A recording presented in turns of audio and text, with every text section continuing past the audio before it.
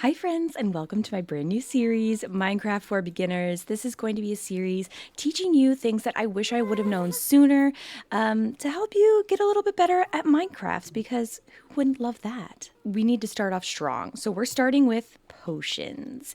Potions were super intimidating to me at first. So once I learned them, I was actually angry that I didn't learn them sooner. So let's get into it. Let's teach you how to make a potion in Minecraft. To start off, you're obviously going to need a brew stand. A brew stand can be found in a village that has a cleric villager, or you can craft one using 1 blaze rod and 3 cobblestone.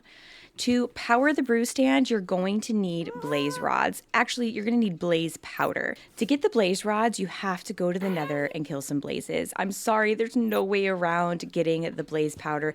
Even if you do find a brewing stand, you have to power it using blaze powder, which is right there.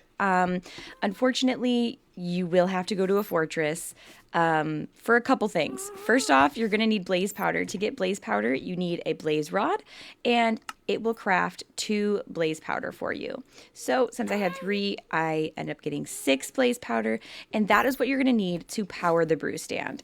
There's no way around that. So you're going to have to go to a fortress in the nether and find one yourself.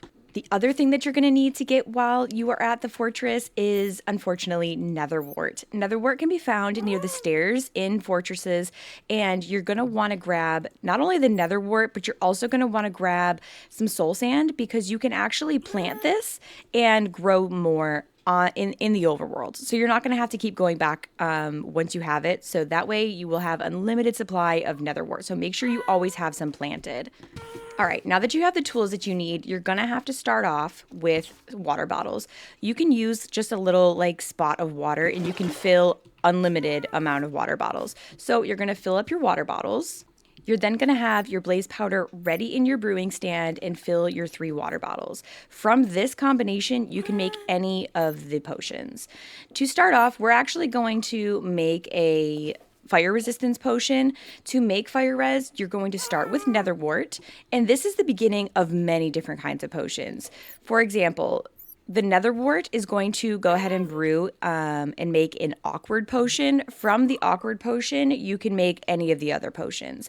The second ingredient is what's going to change what kind of potion you're going to have. So once you have this brewed, it's going to make an awkward potion. From there, you're going to add whatever ingredient you want for the next potion, or for that variation of potion. So I'm making fire resistance, so I'm going to have to add a magma cream. Magma creams are found when you kill magma cubes in the nether. So again, this is another nether thing, but I promise it's not as scary as you think it is. So you got this. I promise you can do it.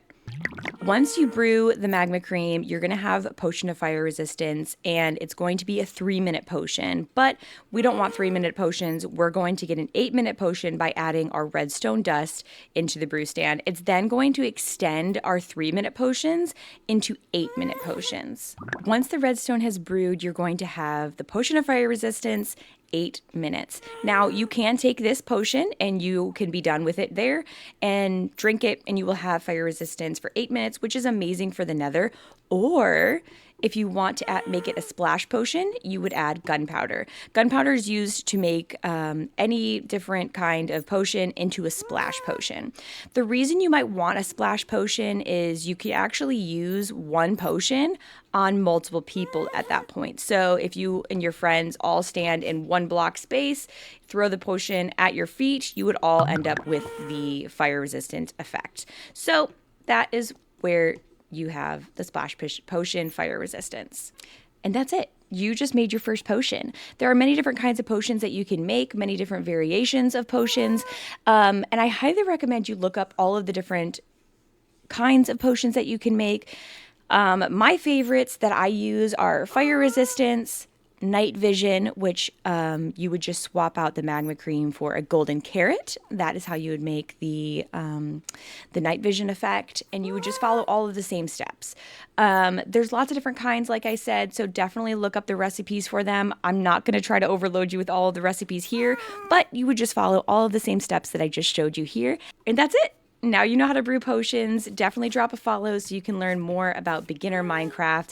And if you're not a beginner, I don't need those comments saying, I already knew this, because of course you already knew this. You're not a beginner. So if you're a beginner, there is no dumb questions. Drop them in the comments. I would love to help you out. Bye, guys.